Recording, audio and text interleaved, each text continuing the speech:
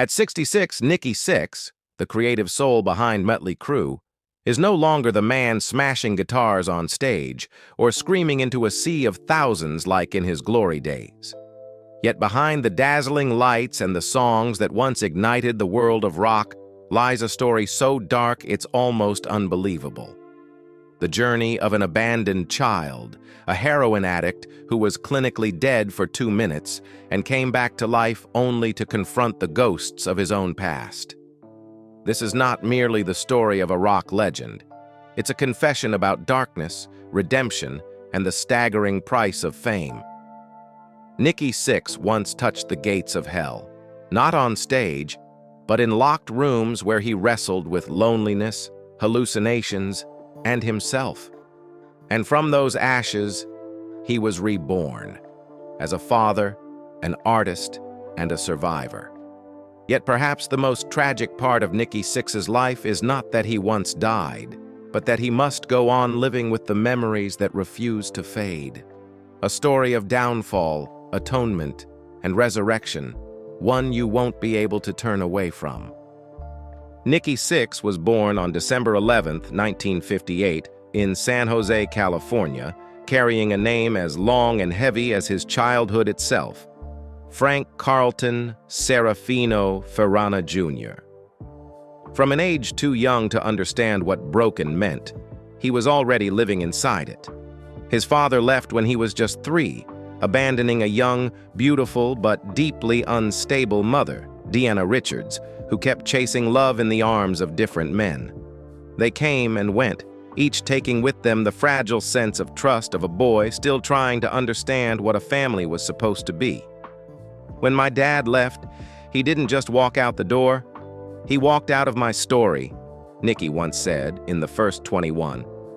The words sound less like resentment than confession. He didn't hate his father, but that disappearance carved a void inside young Frank, one that he would later fill with the heavy bass lines and chaotic sound of Mötley Crüe. Life with his mother was no better. Deanna never stayed anywhere too long. With every new man came a new address. During his first 11 years, Nikki attended 7 different schools, enough to make any child feel like an outsider. I was always the new kid, always the one sitting alone at lunch, he recalled. That loneliness slowly hardened into rebellion. He learned to fight back, to lie, to skip school, and was eventually expelled for selling drugs before he was even old enough to vote. The deepest scar came on an afternoon that should have been ordinary. 6-year-old Frank stood on the porch as his mother packed her suitcase. She looked back coldly and said, "I'm locking the door and leaving you out here." Then she drove away with a stranger, leaving the boy alone with his first real fear. In the heroin diaries, he called that moment the first time I died, not because his heart stopped, but because love had been drained out of his small body, leaving only silence. After that, Frank was sent to live with his grandparents in Jerome, Idaho, where he finally found the warmth he had been missing. Home-cooked meals, quiet afternoons with an old radio, and the laughter of 2 people who still believed music could save a soul. His grandfather, a carpenter and part-time musician, gave him his first bass guitar. No one could have known that the trembling strings in that small wooden house would become the foundation for one of heavy metal's most distinctive sounds. But happiness was short-lived. When his grandfather passed away, Frank was sent back to live with his mother, now in Seattle, with yet another man. "Every time I unpacked my bag, I knew I'd be packing it again soon," he said. That became the cycle of his youth. Every time he started to believe he had a home, it disappeared. At 17, after one final, furious argument, his mother threw his suitcase out the door. With nowhere to go, Frank grabbed his old bass, a few clothes, and walked away forever. He didn't know where he was headed, only that he had to keep moving, far from the pain. On a night bus to Los Angeles, he stared out the window at thousands of city lights fading into the dark, like spirits rising into the sky. He changed his name to Nikki Sixx, a name that hit like a punch, cold, sharp, unforgettable. "I killed Frank that night. Nikki Sixx was born in the ashes," he said. The new name was his armor, his declaration that no one would ever abandon him again. Los Angeles in the late 1970s was both heaven and hell. Stage lights and cigarette smoke, rock and heroin, freedom and the constant risk of being consumed. But to Nikki, it was the first place that ever felt like he belonged. In the grimy clubs of Sunset Strip, the 17-year-old played to drunken crowds, slept on rehearsal floors, and believed that every night was a chance to stay alive. From the fragments of a lonely childhood, he rebuilt himself through music, the only family that never left him. "Music became the only parent I could rely on," he wrote in his memoir. "It never left, never lied, never slammed the door." That became the emotional core of all his later songs. From Livewire to Home Sweet Home, you can still hear traces of the abandoned boy on the porch, now grown, screaming to the world, "I'm still here." And as the light of Los Angeles began to reveal the cracks in his soul, Nikki Sixx didn't yet know that this same city would both save him and drag him into his deepest abyss. But before hell opened its gates, there was that fleeting, beautiful moment when a lost child finally found a reason to exist. Music had saved Nikki Sixx from the feeling of being unwanted. But when he arrived in Los Angeles, he learned a brutal truth. To be heard among 1,000 other dreams, sometimes you had to scream until you bled. That city at the end of the 1970s was a place where neon lights disguised the stench of alcohol, heroin, and ambition. A world where the lost came searching for their own definitions. And Nikki was one of them. He came to LA with nothing but a torn suitcase, a few shirts, and the old bass guitar he treated like the only thing that had ever been loyal to him. With no money and nowhere to live, he took whatever jobs he could, cleaning theater floors, hauling boxes for small stores, even crashing on friends' couches. "I didn't come to LA to survive. I came to live or die trying," he recalled in the first 21. It wasn't arrogance. It was the raw truth of an 18-year-old who had never been taught how to live. Only that music was the one thing that kept his heart beating. In the grimy bars of Sunset Strip, he met other wandering musicians, people haunted by the same hunger for fame, for recognition, for love. In 1978, Nikki joined Sister, a band led by Blackie Lawless, who would later form WASP. It was the first time he stood on a real stage, not as a kid scraping by, but as an artist learning how to scream his soul into sound. Sister had a glam rock meets occult aesthetic, leather and studs, satanic imagery, blazing red lights. Nikki was captivated. "I wanted music that looked as dangerous as it sounded," he said in an interview with Rolling Stone. But for him, Sister was missing something. For all its energy and rebellion, the band had no sense of family, something he craved more than fame itself. When Sister fell apart, Nikki didn't stop. He and guitarist Lizzie Gray, a young firebrand, formed London in 1979. The band never broke big, but it became a crucial testing ground for Nikki's vision. With London, he began experimenting, fusing punk attitude, glam visuals, and a dark cinematic tone into something he later called a dangerous beauty. Those were the years he spent writing songs in a cramped room plastered with posters of T-Rex, New York Dolls, and Deep Purple. The idols who taught him that rock wasn't just noise, it was a declaration. London gained some traction in small clubs, but soon fell into repetition, lacking soul. "We looked like stars, but we didn't bleed for each other," he later said. That line revealed his deepest longing, not for success, but for belonging. With the eyes of someone who had slept on too many floors, Nikki saw through the glitter of the LA scene and realized one thing. Everyone wanted to be famous, but no one was willing to die for it. And he, someone who had almost died from abandonment, saw music as his last chance to exist. Out of that obsession came his wild idea, to build a band that was both dangerous and devoted, filthy and honest, where every member was a fragment of the same broken soul. Years later, he would admit, "I wasn't looking for bandmates. I was looking for brothers." That sentence holds the key to everything about Nikki Sixx, his music, his defiance, his scars, all rooted in a single craving: family. When London finally collapsed, Nikki was nearly broke. He once recalled a winter night, sitting in a dark room without electricity, holding his bass, starving, freezing, yet feeling closer to himself than ever before.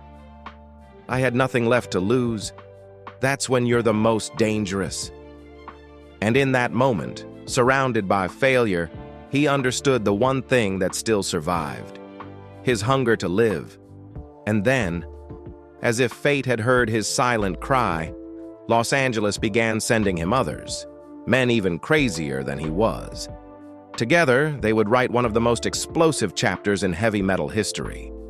None of them, not even Nikki, knew that when they created their dream band, they weren't just building Mötley Crüe. They were unknowingly sowing the seeds of one of the darkest tragedies rock and roll would ever know. When Nikki Sixx met Tommy Lee, Mick Mars, and Vince Neil, none of them could have known that their meeting would change the face of American hard rock forever. They were just four scrappy young men, broke, reckless, and burning with the same belief: if life had thrown them to the bottom, they'd make the world look up. Nikki was the heart, the soul, the architect, not just writing the songs, but shaping the image, attitude, and philosophy of the new band, Mötley Crüe. In 1981, they self-produced and released their debut album, Too Fast for Love, using their own money. No marketing, no radio, no PR, just raw sound and blind faith. 20,000 copies sold. A small number, but enough for Elektra Records to see the fire in them. A contract was signed, and from that moment, Los Angeles had a new phenomenon. "We didn't want to fit in. We wanted to blow the doors off," Nikki said, and they did exactly that. By 1983, Shout at the Devil was born, a defining album that laid the foundation for what the world would soon call LA metal, a blend of glam and darkness, beauty and chaos. That same year, thousands of kids with teased hair, leather jackets, and rebellion in their veins turned Motley Crüe into their new religion. Then came Theater of Pain, 1985, bringing with it Home Sweet Home, the power ballad that defined the MTV era.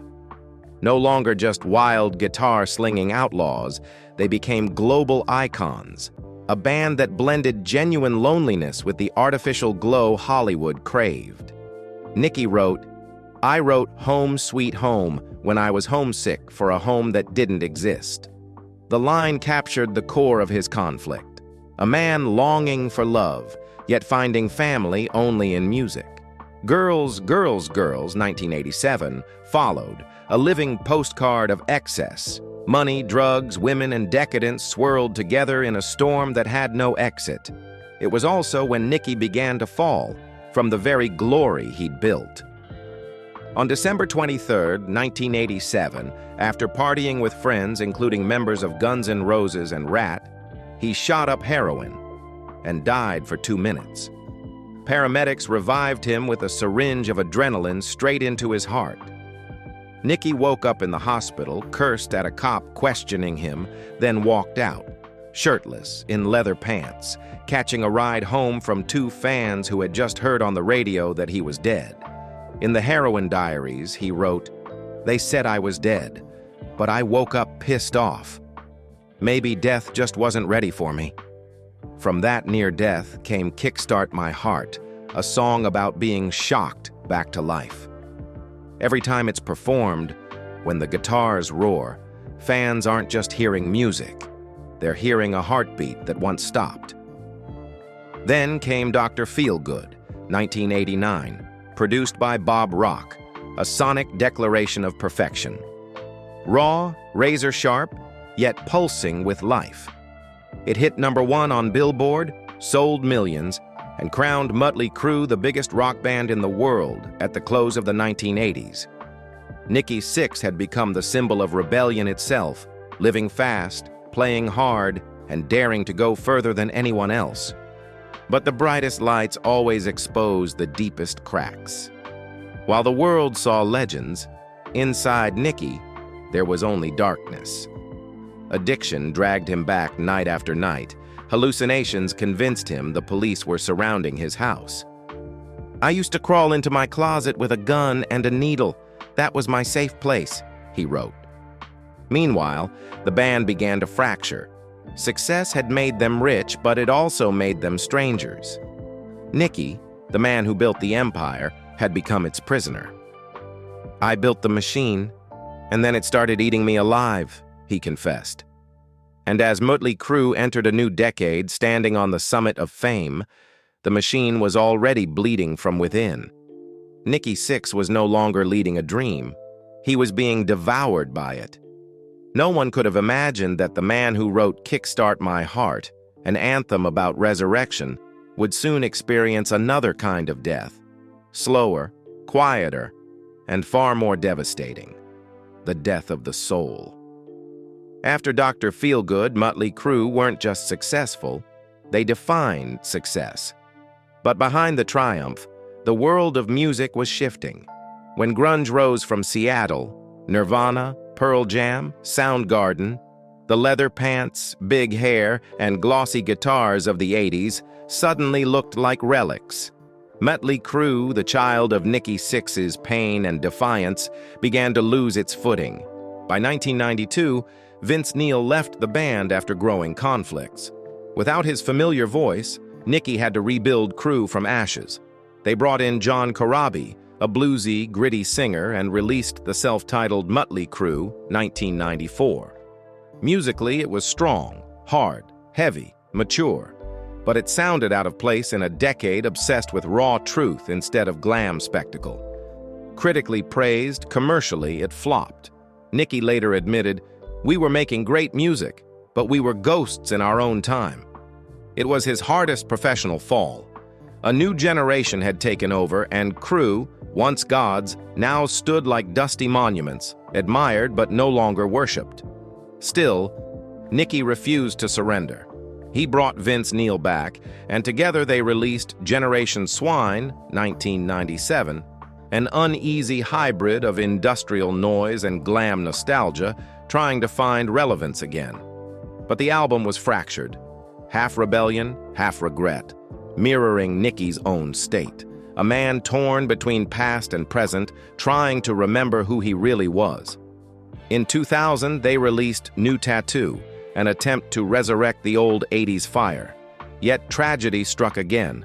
Drummer Randy Castillo, who replaced Tommy Lee, died of cancer in 2002. The band seemed to lose its breath entirely. Amid the chaos, Nikki, once the storm's center, began to look inward. He had drunk, snorted, loved, betrayed, and lost, but had never truly faced himself. "I used to think drugs gave me freedom. Then I realized they were my prison." The late 90s became his turning point. He began journaling daily, writing not to scream, but to listen, to the heart he'd spent years drowning out. His music grew slower, deeper, reflective, each note sounding like confession. He no longer chased applause. He sought truth, something fame had buried long ago. If Mötley Crüe was the wild dream of youth, the 90s were the price paid when that dream burned out. Yet within that darkness, a faint light began to appear. The light of awakening, of redemption. From those lonely, pain-filled diary pages, Nikki Sixx began his rebirth, where music was no longer an escape, but a way to save his soul. And just when it seemed everything was healing, the world met a very different Nikki Sixx, no longer the man who played to forget, but the artist who wrote to remember. And those memories nearly broke him all over again. In the early 2000s, Nikki Sixx emerged from the very hell he had once built with his own hands. After years of addiction and chaos, he became completely sober in 2001, opening a new chapter in his life, one no longer drowned in madness, but spent facing the pain he had long tried to escape. He began to write, not to be praised, but to remember and to repent. In 2007, he released his groundbreaking memoir, The Heroin Diaries, a year in the life of a shattered rock star, a confession written in his own blood. Based on real journal entries he kept during his darkest years, 1986-1987, the book captures in brutal honesty the hallucinations, the nights of self-destruction, and the moment he actually died, only to return to life. "I was dying to live and living to die," he wrote. That line wasn't a metaphor. It was a testimony. The voice of a soul that had fallen into the abyss and still remembered the smell of death. The Heroin Diaries became a cultural phenomenon, selling over 500,000 copies and landing on the New York Times bestseller list. No one could have predicted that the bassist, once dismissed as a self-destructive junkie, would write a book that made the world fall silent. Those who once mocked him began to read, and those who once despaired began to hope. From the pages of that book, Nikki formed 6 a.m. alongside DJ Ashba and James Michael, two fellow artists who understood his past. Together, they created the Heroin Diaries soundtrack, 2007, a concept album mirroring the journey told in the book. The song Life is Beautiful quickly became an anthem of survival, with a line that brought millions to tears. Just open your eyes and see that life is beautiful. If Mötley Crüe was the scream of rebellion, then 6 a.m. was the breath of redemption. Nikki no longer had to shout to be heard. He could whisper, and the world would still listen. The next albums, This Is Gonna Hurt, 2011, Modern Vintage, 2014, and the twin releases Prayers for the Damned and Prayers for the Blessed, 2016, marked a new creative maturity. His songwriting had evolved beyond tales of parties and excess to explore war, humanity, loneliness, and faith.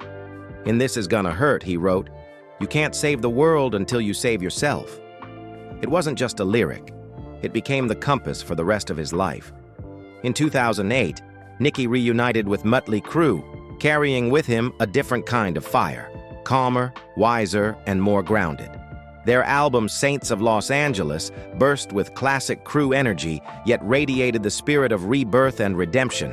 It earned a Grammy nomination, proving that even after decades of chaos, the band could still burn bright. Nikki told Billboard, "We were reborn as brothers again. It wasn't about fame anymore. It was about family." If the 1980s had been an anthem of madness, the post-2000 era became a solo of courage, a time when Nikki Sixx stopped running from darkness and instead turned to face it, transforming pain into art and using his story to inspire millions trapped in their own private hells. Yet, as the world celebrated him as rock and roll's ultimate survivor, Nikki knew one thing: every light casts a shadow. And just when he thought he had buried his past, it came knocking again. No one could have guessed that the man who conquered addiction and rediscovered faith would soon face an even harder test: learning how to be a father, a husband, and a human being, in a world where real love can be more terrifying than death itself. While many of his peers began retreating from the stage, Nikki Sixx chose a different path. He became a storyteller. After rediscovering his balance and peace, he began using his voice and life experience to connect with people on a deeper, more human level. From 2010 to 2017, Nikki hosted 2 nationally syndicated radio shows, 6 Cents and The Sideshow Countdown, both airing daily on hundreds of stations across the United States. But these weren't typical rock shows. He didn't just talk about music, he talked about the shadows behind it: addiction, mental health, and the long, messy process of rebuilding a life. Gone was the wild bassist screaming into a mic. In his place stood a man speaking with quiet strength. "I used to scream into a microphone to be heard. Now I just talk. And somehow people listen louder," he said. At the same time, Nikki expanded his creative world beyond music. In 2011, he published This Is Gonna Hurt, a photography and essay book featuring portraits he took himself, paired with reflections on pain, beauty, and acceptance. The work extended the same philosophy he sang about with 6 a.m. You can't love until you learn to forgive. Photography taught me to see people, Nikki shared, not just look at them. A decade later, in 2021, he released his second memoir, The First 21, How I Became Nikki Sixx, tracing his journey from a lost boy named Frank Feranna Jr. in Idaho to becoming the creative heartbeat of Mötley Crüe. It wasn't just a memoir. It was a tribute to everyone who has ever stood at a crossroads between giving up and rising again. But Nikki didn't stop there. He ventured into film and television, appearing in projects like Rockstar Supernova, 2006, Californication, 2011, and Bones, 2014. Though the roles were small, they captured his essence perfectly, free-spirited, unfiltered, and unapologetically himself. Acting was never the goal, expression was.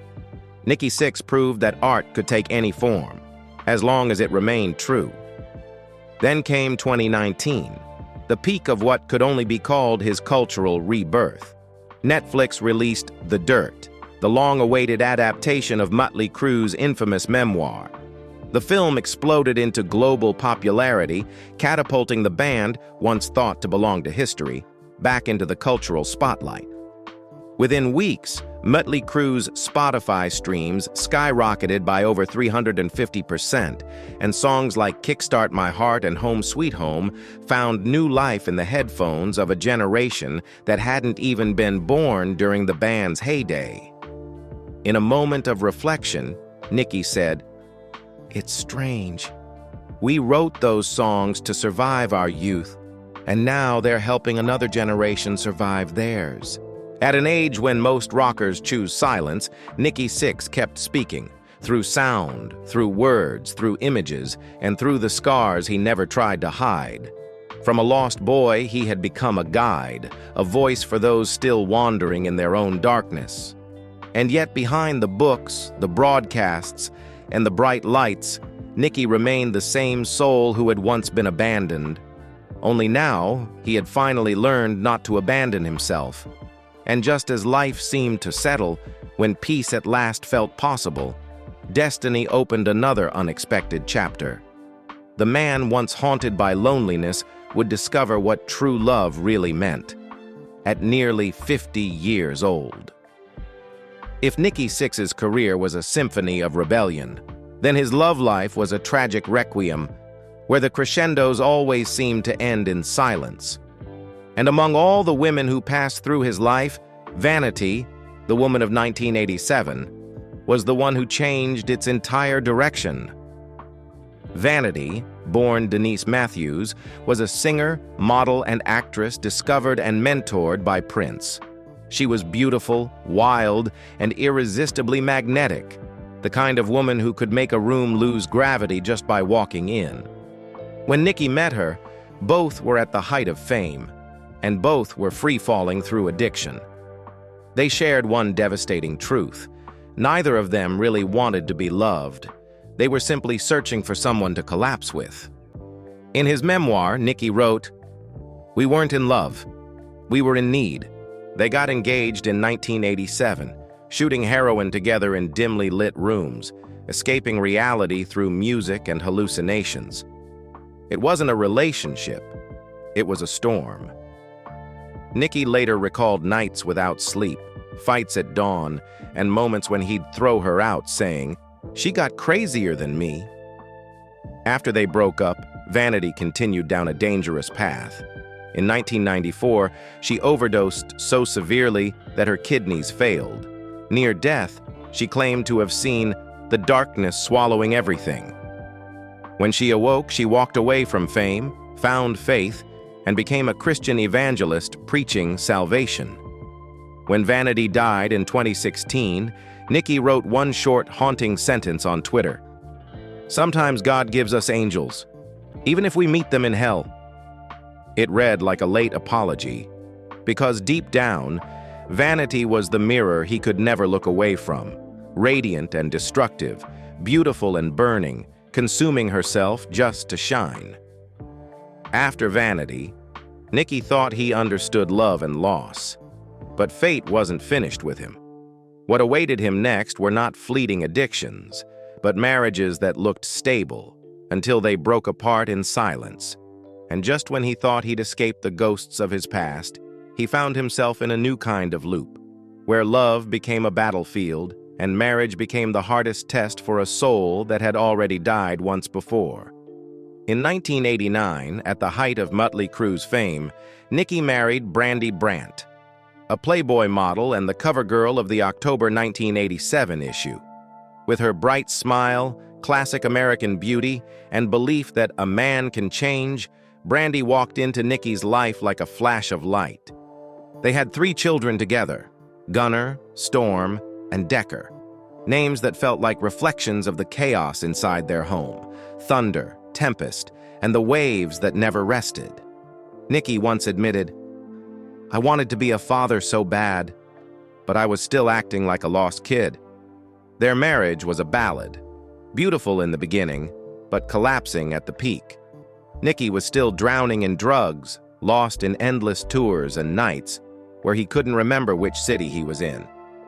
Brandy, despite her devotion, grew weary of living beside a man she couldn't save.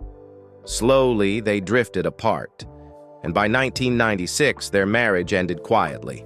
No scandals, no tabloid wars, just 2 people who had loved each other and were now standing on opposite cliffs. Nikki later wrote, "We broke each other trying to fix what was already broken." After the divorce, Nikki plunged into another spiral of addiction, while Brandy lost her footing too. She faded from the spotlight, took odd jobs to survive, and in 2014, her name resurfaced in the headlines, charged with smuggling cocaine from Los Angeles to Sydney. She was sentenced to prison, her once glamorous image now just a shadow of its former self. It was a cruel irony. 2 people who had once stood under America's brightest lights now found themselves facing the darkness of their own making. When asked years later if he held any resentment, Nikki simply said, "She gave me the best thing in my life and my kids. Everything else doesn't matter." Though their marriage had crumbled, it remained the only chapter where he truly tried to love, even if he did it the wrong way. And perhaps that heartbreak taught him one of life's harshest truths. Love cannot survive when your soul is still chained to the past. But Nikki Sixx hadn't learned that lesson just yet. Only a year after divorcing Brandy, he stepped into another marriage, one that seemed steady, yet was riddled with fractures that never healed.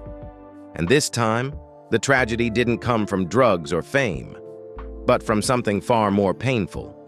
A woman who saw him exactly as he was, and could no longer love what she saw.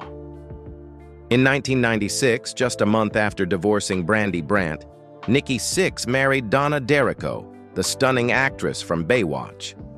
With her angelic looks and gentle demeanor, Donna was seen by many as the light at the end of his tunnel, the woman who might finally bring peace to his storm. They had a daughter together, Frankie Jean, born in 2001, and for a few years, life seemed quiet, almost normal. In a 2003 interview, Nikki said, "Being a father again gave me a second chance at life. But as always, the light could never fully outshine the darkness he carried inside." Heroin, his oldest, most familiar ghost, came back. It knew where to find him, knew how to whisper. Nights of vanishing without explanation, cycles of relapse, and a wife running out of strength. Donna stayed, hoping love could win, but patience has limits. By 2007, their marriage collapsed, not just under the weight of addiction, but under the shattering of trust. The divorce became tabloid fodder when Nikki accused Donna of having been a high-end call girl. She responded fiercely, saying he was trying to destroy her to win custody of their daughter. In an interview with Inside Edition, Donna spoke calmly. "I don't have anything to prove. Anyone who's ever loved him knows. The hardest part isn't the addiction. It's learning how to forgive." She didn't say it as an attack, yet it pierced straight through him. The man who had always feared losing others but somehow kept letting himself slip away. After the split, Nikki entered rehab and, for the first time, truly faced his own darkness. No more Vanity to self-destruct with. No more Brandy to absorb the fallout. No more Donna waiting for him to come home. Just himself, and the same haunting question. Can a man who's died inside so many times ever learn how to live again? From that wreckage, Nikki Sixx re-emerged. Not as a rock star, but as a man slowly piecing together what was left of his life. And somewhere along that path of recovery, he found something he had never known in 40 years of fame: peace. Ironically, it was only after giving up everything that once made the world call him a legend that Nikki Sixx finally learned how to live like an ordinary man. After decades of chaos, addiction, divorces, and sleepless nights, in 2014, Nikki surprised everyone by marrying Courtney Bingham, a model and interior designer 26 years younger than him. The marriage sparked skepticism. How could a rock icon, once pronounced dead from heroin, find lasting harmony with a young, serene woman far removed from that world? But against all odds, Courtney became the calm in his lifelong storm. She didn't arrive to change him. She came to stand beside him, to fill the quiet spaces that fame and music never could. When their daughter Ruby was born in 2019, Nikki was 60 years old. In an interview with People, he said, "I used to look for family on stage, now I have it right here at home." It wasn't a poetic line. It was the truth of a man who had spent a lifetime running. Today, Nikki lives slowly, teaching Ruby to pluck her first bass notes, sharing simple family photos on social media, something the young man he once was would have called boring. He stays close to his 4 older children, especially Gunnar and Storm, who have both followed his path into music. In recent interviews, Nikki smiles when talking about watching them perform.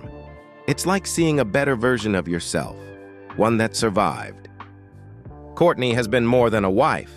She's been the anchor that's kept him steady through over 2 decades of sobriety. Together, they've dedicated time to charity, anti-drug campaigns, and fundraising for homeless youth. Theirs is no longer a fire that burns wildly, but a quiet, steady flame, warm, real, and enduring. After 40 years of chaos, heartbreak, and self-destruction, Nikki Sixx finally found what he once believed only existed in songs: a true home. From a survivor of the 1980s to a man of peace in his later years, Nikki now carries a healed heart and hands that still keep rhythm. Yet even in this calm dawn of his life, he continues to create, not just music, but legacy. Because in the end, what the world admires most about Nikki Sixx isn't that he survived death. It's that he finally learned how to live after being reborn. After half a century walking the line between glory and destruction, Nikki Sixx, now 66 years old, stands as a living paradox, both survivor and legend. His net worth in 2025 is estimated at $60 million, a figure that reflects not just fame, but the astonishing endurance of a man who refused to die. From a drug-dealing dropout in Idaho to the mastermind behind one of the greatest metal bands in history, from chaos to creative control, Nikki Sixx has lived every extreme life can offer. His current home in Westlake Village, California, tells a different story, one of peace, clarity, and healing. The 10,300-square-foot mansion with 6 bedrooms, a private studio, swimming pool, and meditation garden is, in his words, a sanctuary for music and mindfulness. In an interview with Architectural Digest, he said, "Home is where the noise finally makes sense. There, he records, writes, photographs, and teaches his daughter Ruby how to play her first bass notes, the same instrument that once saved his life." Before this, he lived in a Gothic-style house in Hollywood Hills, worth $2.7 million, low ceilings, black and white portraits, and the dark, brooding aesthetic of the 1980s. Now he chooses light, warm tones, greenery, and open space. Perhaps it's his way of closing an era. Even his car collection mirrors his dual nature, rebellion and restraint. It includes a Ferrari 488 GTB, Mercedes-AMG G63, 1969 Dodge Charger Hemi, Porsche 911 Turbo S, and a custom Jesse James chopper. Each carries a memory. The Charger reminds him of nights spent sleeping in cars in Los Angeles. The Ferrari represents the life he reclaimed, still fast, but finally sober. Beyond music, Nikki has become a shrewd entrepreneur. He runs N6X Entertainment, producing music and podcasts, and invests in real estate across California and Nashville. He's written 3 bestsellers, The Heroin Diaries, This Is Gonna Hurt, the first 21, hosted national radio shows, and exhibited his photography at the Leica Gallery in Los Angeles. Together, these form an empire, quiet, self-built, and enduring, forged from the very discipline and peace he once lacked. Yet behind the millions and the serene photographs, part of Nikki Sixx's story remains unfinished, the part that gives everything he owns its meaning. Because to understand a man who has died and come back, one must not measure what he has kept, but what and who he has saved. Since becoming sober in 2001, Nikki Sixx has transformed what nearly destroyed him, addiction, into his life's mission. Once the embodiment of rock's wild excess, he has become one of its most passionate advocates for recovery, using music and lived experience to pull others back from the brink. "Music saved me," he told Rolling Stone, "so now I use it to save others." It wasn't a slogan, it was truth, proven by decades of action. With Covenant House, Nikki founded Running Wild in the Night, a campaign that raised over $700,000 for homeless and addicted youth. He didn't just donate, he visited shelters, sat with the kids, and listened. "They could have been me," he said, "if I hadn't found a bass guitar." In 2020, he performed for MusiCares, raising another $250,000 for addiction recovery scholarships for young artists. Through Gibson's Music Gives initiative, Nikki has donated over 100 bass guitars to schools in Los Angeles and Nashville, teaching students to write music as emotional therapy. One student said, "He didn't teach us to play music. He taught us to believe that music can save a soul." But Nikki's compassion isn't limited to people. He's also an animal rights advocate, collaborating with PETA to campaign against circus animal cruelty and co-signing a letter with Pamela Anderson urging SeaWorld to end orca captivity, to stop turning pain into performance. At the core of everything he says and does lies one unwavering belief: music saved my life, now I use it to save others. To Nikki, music is not merely art, it is medicine for both the creator and the listener. Today, he mentors young artists, manages N6X Entertainment, and continues his partnership with MusiCares and Covenant House. Collectively, his philanthropic efforts have raised over $1 million for recovery and music education programs. And in 2025, Nikki Sixx isn't slowing down. He's preparing a new 6 a.m. album while touring Europe with Mötley Crüe, celebrating the band's 45th anniversary. Each night on stage, audiences don't just see a symbol of the past, they witness proof that rebirth is possible. From a bassist who once died alone in a dark room to a man now standing before thousands, not trembling from heroin but from emotion, Nikki Sixx has rewritten his story. He once wrote about death. Now he writes about life. And perhaps that is the greatest paradox of all, that a man had to walk through hell before learning how to become someone else's angel.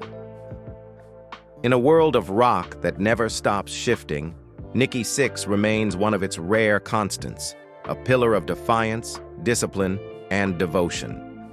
For 50 years, he has stood at the heart of Mötley Crüe, the one member who never walked away, the creative soul who wrote the anthems that made a generation scream through smoke and spotlight. While many of his peers have fallen, retired, or faded into silence, Sixx continues to create, as if he owes music a promise he can never stop keeping. His memoirs, The Heroin Diaries, 2007, and This Is Gonna Hurt, 2011, didn't just chronicle a life of addiction and redemption, They redefined what a rock autobiography could be. Rolling Stone once called them the journals that forced the rock world to look at itself. Raw, unpolished, unrepentant, they shattered the myth of invincibility and gave birth to a new kind of honesty. Artists from Machine Gun Kelly to Post Malone have since followed his path, choosing to tell the truth about pain instead of hiding it under stage lights. At 66, Nikki still writes, records, and photographs in his studio in Westlake Village. He splits his time between art and family, spending his mornings with his young daughter Ruby, whom he calls the most beautiful thing left of this life. In a 2023 People interview, he said quietly, "I used to die to be heard. Now I live to listen." It was the voice of a man who had walked through hell, but kept his heart intact, and perhaps the simplest definition of the legacy he leaves behind: truth. Nikki Sixx didn't just write music. He rewrote what it means to survive. Half a century later, surrounded by echoes of riffs and memories, Nikki Sixx is no longer the face of rebellion. He is the embodiment of endurance. The man who once hid in a closet with a needle now sits in a studio with a bass and his daughter in his arms. His heartbeat still pounds, but this time, it's not the rhythm of survival. It's the rhythm of life.